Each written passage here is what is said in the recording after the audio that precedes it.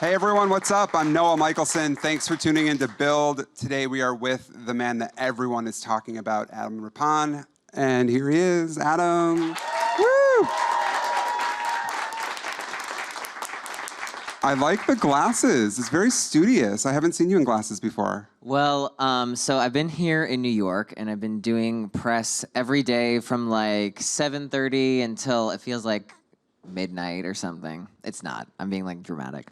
But I haven't been getting like tons of sleep. So this morning when I was getting ready, I like put contacts in, and I've never had my body completely reject anything like they did contacts this morning. So glasses it is. No, it looks great. But Thank you. I wondered about that because we were talking earlier where I said it's hard to do an interview like this because you've literally done every single show this week. You were on Colbert, you were on, Watch What Happens Live. Is it still fun for you at the end of a week like this? Or are you sort of like, I'm ready to have a little downtime? Well, so I think it's like a double-edged sword because I'm ready to have a little downtime because I haven't had a day off since I competed.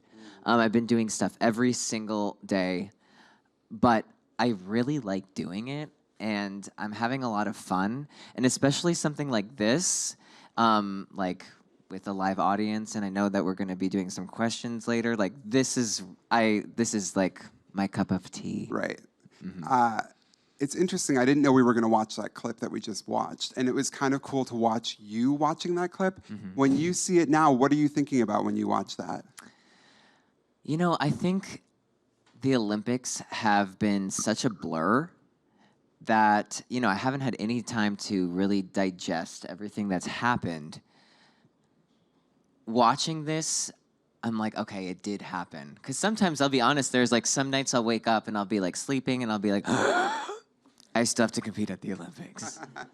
And, I think it's because like I've spent like so long trying to get there that it actually came and now came and went.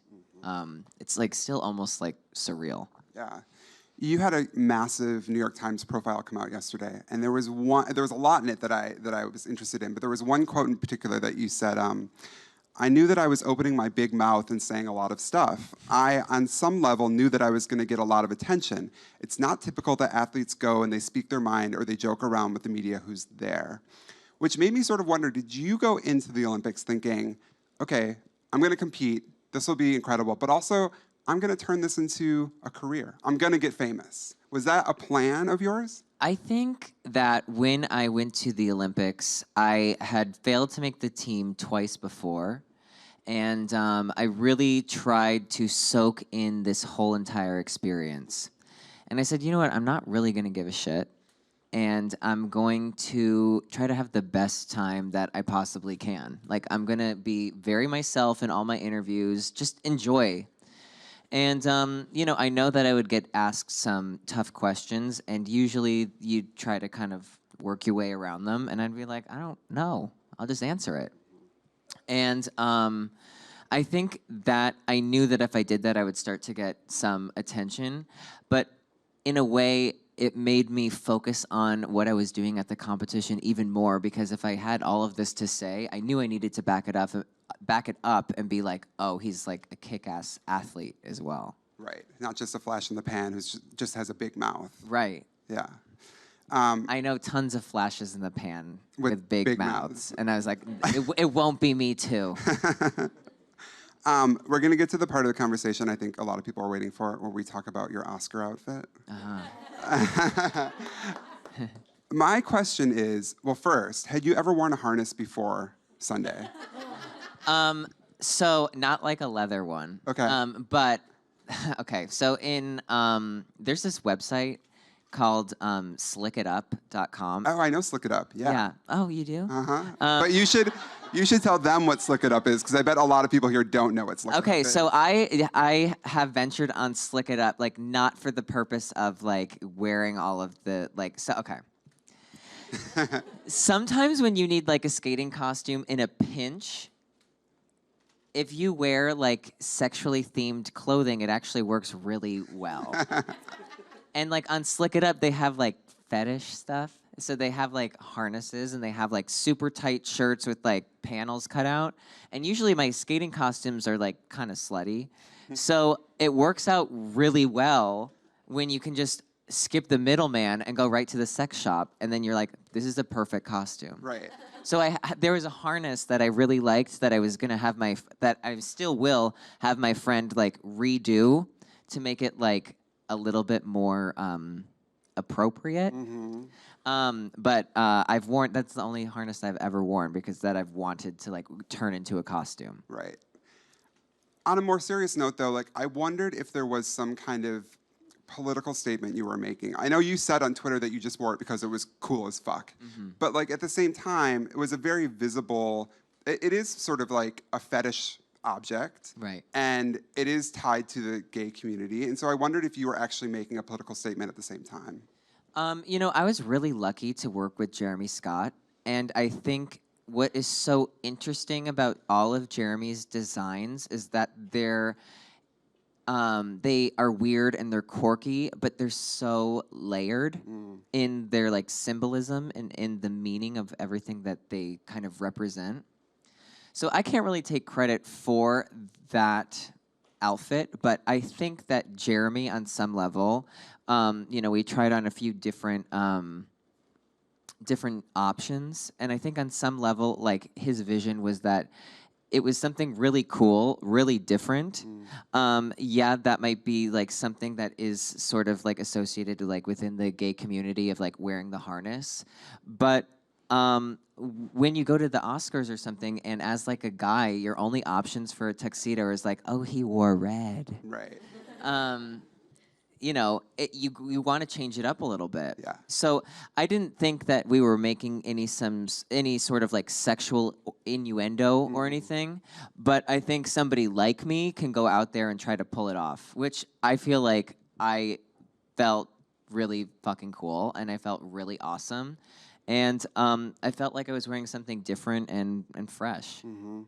It does make me think, though, you are a different kind of icon in that, especially in the gay community, in that you aren't afraid of being sexualized. You aren't afraid of talking about sex. I think about when you were on Watch What Happens Live and Brandy was like, you need a rough top. Right. And you kind of rolled, like the same thing you just did now, you kind of rolled your eyes, but you went along with it. And so often in the gay community, gay people, we're seen as like we have to be sanitized. Yeah. If we want to be popular, if we want to get marketed to non-queer culture, we have to either just talk about love or talk about marriage equality. And if we talk about sex, people won't like us anymore. Right. You haven't done that.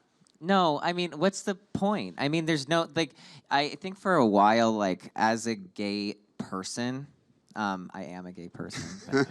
But, Surprise. yeah, that's why you're here. You're here to, like, learn the truth. But I think as a gay person, like, you hold a lot of shame in one being gay, and then maybe what your interests are, like, even further than that. Who cares? Like, you know, if she said a rough top, that doesn't mean that I have to just walk around and be like, hey, I'm a huge bottom. Right. Or hey, no, that's not true. Like, I would never do that. Like, who cares? It doesn't matter. It really doesn't matter. And so, like, you know, she's just joking. And, yeah, I don't think there's anything to be like ashamed of or anything. I don't think anybody like there's any couple out there she's like, you know, oh, you might like it doggy style. She's like, oh, what? I know why would like maybe you do. Who cares? It doesn't really matter. It's not really a big deal.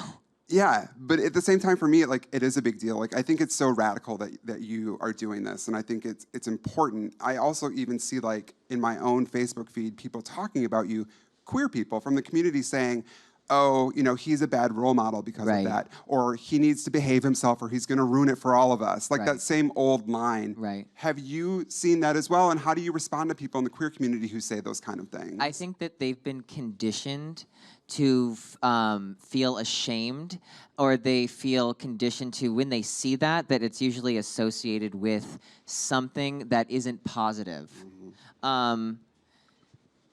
I think a personality or a person like me, you know, when I was at the Olympics, somebody was like, Adam, you're a gay icon. And I was like, no, I'm not. I'm just an icon. And, you know, I say that like tongue in cheek. Yeah. But I mean it. Like a personality like mine, a person like me, isn't just for gay people. It's for everybody. Like I'm funny to everybody. I'm like, you know what I mean? Like it's I walk into a room and I can tell that maybe people have like a preconceived notion of the way that I act or the way that I'll treat them, and whether that is negative before we start, I always walk into a room and always end up making friends with everybody, and you know what? Yeah, I might be gay, but that's part of my like human experience, and I might come off as more flamboyant. But I think a lot of times when somebody's out and gay, especially in sports, they try to really overcompensate because I think sometimes being gay is associated with being weak, which isn't true. And I think that you try to overcompensate and be like, no, but I'm really strong and I'm very focused and I'm really powerful. Yeah, I'm really strong, I'm really focused, but that's not really my personality, so I'm just kind of like still being me. When I was at the Olympics, I never was told like, "Oh my God, you are so gay," so many times, and I was like, I really never like thought of it that way. Right. And I think younger me would have been embarrassed, but me now, it's like I don't. Okay, if that's fine. I don't really care because I like who I am, and if to you that's so gay, like okay, doesn't really matter. It really doesn't matter. Like everything doesn't matter. Like people's opinions of you don't matter because usually they're trying to wonder what other people are thinking of themselves. They're very concerned with what everybody is thinking about themselves. And I know this because like I used to be really concerned about what other people were thinking of me. And then I realized that everybody's sort of dealing with that same problem. Right. That like if you really just do you and you're like a good person, you treat people the way you want to be treated, you work hard, that's what matters. And at the end of the day, that's how people will judge you. Yep. And you also couldn't come out here and do what you're doing if you spent all your time worried about how people are going to perceive you. No, how You'd could be you wear a paralyzed. harness to the Oscars if you were worried what people were going to think? Right. I have one more quote for you, and then I promise I'll stop quoting stuff at you. But there's been so many think pieces about you, which must be surreal to have people sitting at their computers writing 2,000-word essays about you. You know what's really surreal is that like I think that people are wanting to do think pieces on me. That I think I never realized what a cultural revolution it would be for somebody to go out there and be themselves, and for that completely to be a brand new idea. Yeah. In 2018. In 2018. And I think like I really haven't done anything, and I think that through the Olympics I saw myself go from like gay Olympian to gay Olympian Adam Rippon to right before I would leave it was just Adam Rippon. So I sort of like dropped all those other titles, and then it was just me. And now every article is like, oh, Adam Rippon does this. It's not like a tag of some sort of label or whatever. That being said, I have another label for you. So I love it. Yeah, this was in Splinter, and it was a piece talking about your quote-unquote faggy magic. I don't know if you saw that one, but the author said that you're not only gay, but you're our first nationally recognized and respected faggot. And he was talking about how even in gay culture, now it's 2018, we do have people. We have Ellen, we have all these people. We have Gus, Right. you know, but we don't have someone who maybe looks at masculinity in the way that you do, or isn't worried about looking at masculinity. How do you feel about that word, first of all, faggot, and how do you feel about that title? I mean, like, I don't really love the word because, you know, that I was, like, teased and called that as a kid, and I don't really, but I understand what he... Like, what's behind it? Yeah, I understand the meaning. So I'm, like, not offended. But you know what? I think it's really interesting because I think through my own personal experiences, I've kind of discovered what I perceive as masculine and what I perceive as feminine. And, you know, like when I first came out, I don't think I've ever tried to like dress or act as straight as I like ever in my life. I never went to PacSun so many times. and had like jeans and shit that didn't fit at all. And I was like, nice. Right. And then I kind of settled into like my own style, where like I carry around, like I have a bag usually with me, because not because like, oh, I want to have a purse, because I found out you don't have to have full pockets everywhere. And so I kind of wear what I want and what I like, and I really I like dressing what I think is like a hot guy would dress like, who has like style and stuff. I like heard myself say that and was like, you sound really dumb. But you know what? I think that like I found a style that I like and I kind of go with it. And I think that a lot of people are afraid to try things that they think might, people might think are weird. And, I find a lot of inspiration in people who are perceived as crazy. I'm also crazy. But what I love is like you'll see somebody do an interview, like you'll see Lady Gaga do an interview and she'll be wearing sunglasses that have like wires and cigarettes over them, and she'll be holding a cup of tea. And I love it so much because it's so ridiculous. Like she can't even see who she's talking to, Right. but she's looking them straight dead in the eye, and she doesn't care. Like she's just wearing it because she feels like, I mean, I don't know, I didn't ask her, but she's wearing it because I think she feels like super powerful and cool, and people are like, what the hell? And I think that like we all can find those moments of feeling like, I'm just gonna do this because I want to do it, and it's an exercise in confidence, for sure. Which brings me to your GLAD partnership. I think they obviously picked you for a reason. Tell us a little bit about the partnership and what you're going to be doing. Well, I'm really excited to be working with GLAD, and I'm working with their youth engagement program. And within this program, they teach these young kids who are like about college age, and we give them the tools and the resources to go back into their communities. And when they go to their communities, they really kind of inspire the youth in their communities, and they're a positive role model. They help these kids, and they make whatever they think is going to help their community, they kind of really pursue that. And I thought a lot about this, and I read a lot about the kids who go back and are activists, and reading about them and what they're doing, it's like they are my heroes. Like they're really changing the world. And I thought, like, if there was a program like this when I was young, my world would have been so different. Like my whole childhood experience would have had a role model to look up to, because I spent a lot of time not having anybody to look up to, really feeling different, not feeling like I belonged, which I don't think is like a gay thing. I think that's everybody feels that way.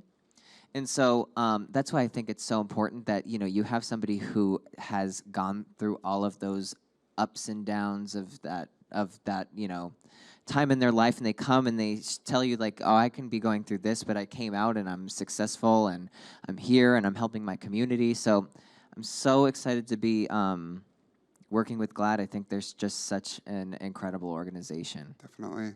When I was a kid, that's the same thing. I didn't have any gay people to look up to, so I looked up to Madonna, which kind of random. Who were your icons? Who were the people you were looking up to because you didn't have a gay role model? Well, when I was young, I remember, having a conversation and somebody who was gay was brought up into the conversation. And I remember very vividly somebody being like, oh, that's disgusting. And I think I carried that weight with me for a really long time. And when I got a little older, I started looking for role models. And I would go on YouTube and I would look for people's coming out stories and their experiences, and some of them were like very helpful, and some of them were like super dramatic, where it was like, I'm married to my wife and I'm telling my mom right now, and I'm gonna record the whole situation live, and the kitchen's on fire. Right. And I'm like, okay, well, I'm gonna skip over that one.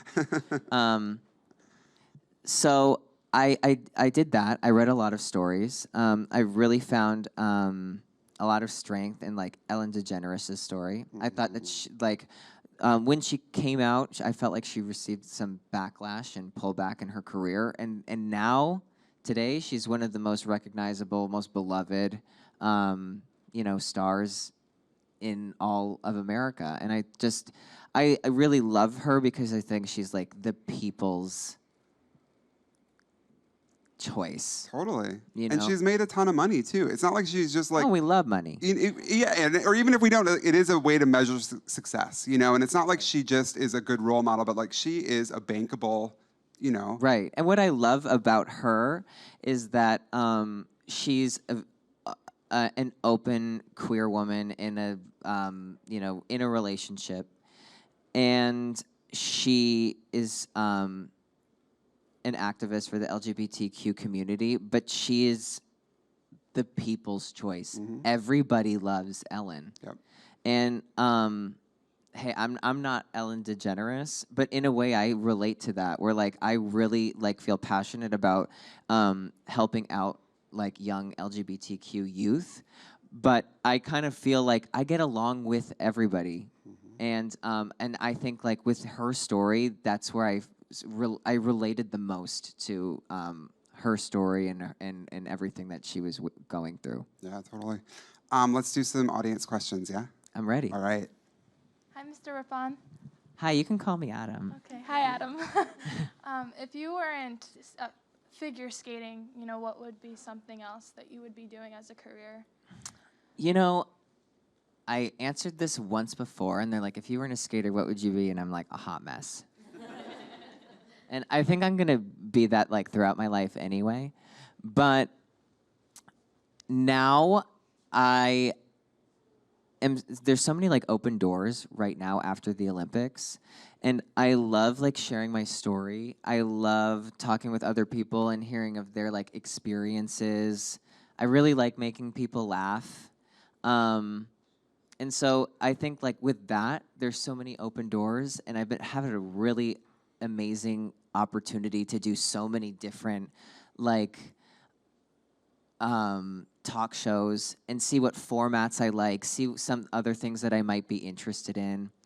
And I think like moving forward, my dream is I think that like in a few years, people are like, Adam Rippon is so funny, so cool. And did you know he went to the Olympics? Like I think that's like my ideal, like in a few years, what people are saying. Thank you. Sure.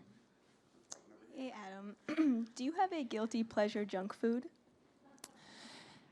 I do. So somehow, like in the whole process of being an adult, I found that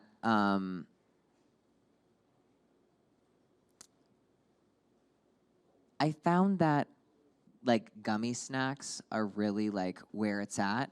I don't really consider them like a guilty pleasure because I somehow can like reason it to myself that it's like completely necessary. Like, do you ever? And now I'm like turning the table. Do you ever like have a moment where you're like, oh my god, I just need something salty, or like I need something sweet? You know what I mean? Like all the time. Yeah. So I've reasoned to myself that my body is like smarter than I am, and that I must be going, like if I need something like sweet, I'm like, oh my God, I'm gonna go into diabetic shock if I don't have something sweet. My body is trying to tell me something, and if I don't answer this call, I could die. And that's how I like reason it to myself. So even though I have a guilty pleasure, I usually talk myself out of it, and I don't even feel anything. I hope I don't die either. Thank you for your well wishes. I think we've got another one. Hi, Adam. I so admire your confidence and courageousness, but I would love to know what still frightens or intimidates you in your career. Ooh. I think right now, it's like the unknown. I don't really know like what's next. that New York Times piece that they did yesterday, the title is so ominous. It says, Adam Rippon is famous, but what's next? And then I'm like, because I don't really know. And I think that's what frightens me. But what I've been trying to do through every experience and what I've learned through skating and through sports is that I've really tried to focus on the present moment and like every opportunity that comes to like soak in that whole experience, do everything I can to just really fully enjoy it and see what kind of opportunities come next. But right now I would say that like it's the unknown. But there have been so many opportunities and so many instances in my life where I wanted something to happen and it went completely the other way. But I've seen that like through my setbacks, they've like led me to where I didn't even think I would go. Like 4 years ago, I didn't make the Olympic team and I was so devastated. I wanted to quit. But in hindsight, I'm so glad that I didn't make it. It's the best thing that ever happened to me. It changed my life because it made me really analyze why I was doing what I was doing, to focus on the everyday, to really enjoy the process. Because people always say enjoy the process, and I'm like, thank you so much. And then you go home and you're like, what the fuck does that mean? And I really had to learn what that meant for me. And I really learned from, different trials and tribulations that I've been through. And so I'm trying to take like all of that knowledge that I've learned and apply it to this like next chapter. We've got one more. I've been following you for 7 or 8 years, so this is amazing to see. How hard and how important was the decision to let go of the quad and focus on having the iconic skate instead? What's funny is like my coaches are, I went to a competition a few years ago and I like lightly dislocated my shoulder, which like this shoulder is like bum and just does whatever it wants. And it's like, and it's out. And my shoulder was bothering me, so I took the quad out of a long program. And I skated clean, and the competition went really well, and I was really happy with how I skated. And I sat down next to the coach that I was with, and she was like, I really wish that you had tried a quad. And I'm like, but I skated clean, and the scores come up, they're really awesome. And so their mentality is always like, do more, do more, do more. I mean, one of their other students is Nathan Chen, and he does 5 and 6 quads. So we're obviously two different people. I know a lot of people say I look like Nathan Chen. I'm like, no, we're just like talented and phenomenal. I don't know why you're laughing, but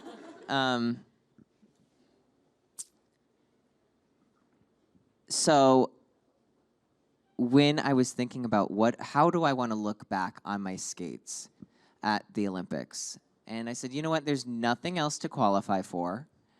There's nothing else that comes after. It's important to me that I look back and that the layperson will watch me skate and be like, that should be the winner. Even though I know what I'm doing isn't as technically difficult. But, I fell in love with skating because of the performance.